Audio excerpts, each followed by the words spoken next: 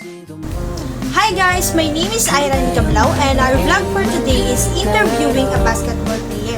So, ang interview natin ngayon guys ay ang aking kaibigan na si Mark Louie Martin. So, itong vlog na to is mini vlog lang and only virtual kasi mainit, hindi kami masyadong makalabas. I mean, pwede mo lumabas kasi mainit, alam nyo na. Tapos, yun nga, marami siyang ginagawa kaya siningit niya na lang to. Actually, kinulit ko lang siya para dito. So guys, I'll just give you some brief background about this man. This man, Mark Louie, has been my best friend since I was in grade 9. In my opinion, he is one of the top players here in Cabanatuan. And I appreciate this person so much because he's such a humble man.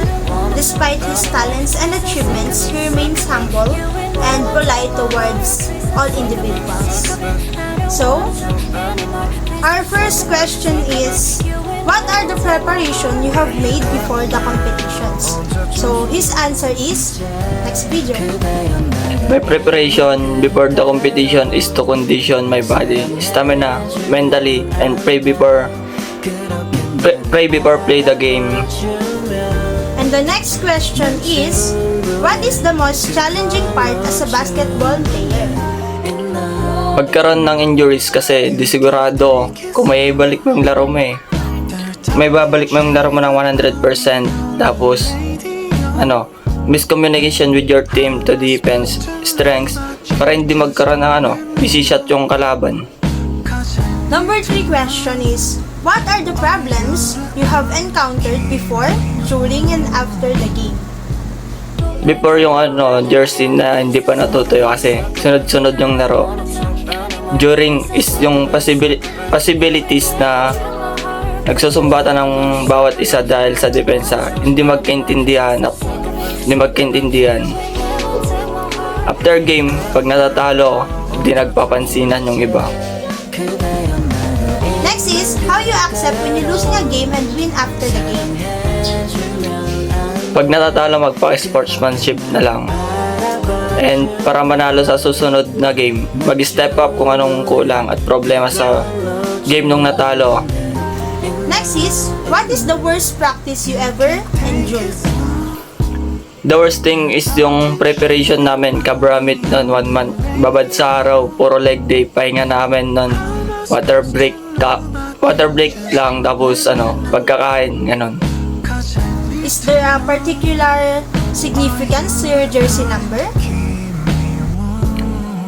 Yung sa jersey ko, birthday ng girlfriend ko or mansari namin.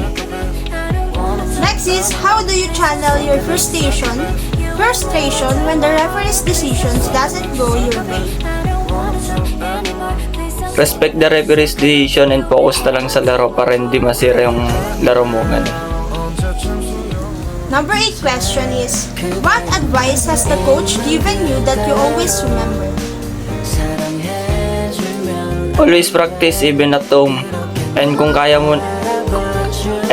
ng iba, kaya mo din. Pag naglalaro, sipag lang sa depensa at focus. Di ka man makashoot, bawi ka sa depensa.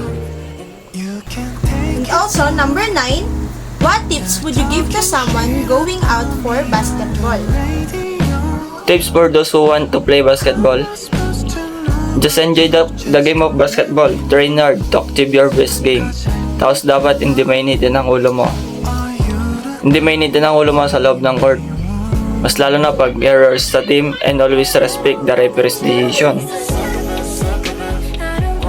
Always be careful. And number 10, last but not the least, is what has basketball taught you that carries over into the other areas of your life? Always be careful in the basketball game, especially when you're rebounding the ball, because I tripped several times, and show respect even if you are lost, and give respect to the referees and to your opponent.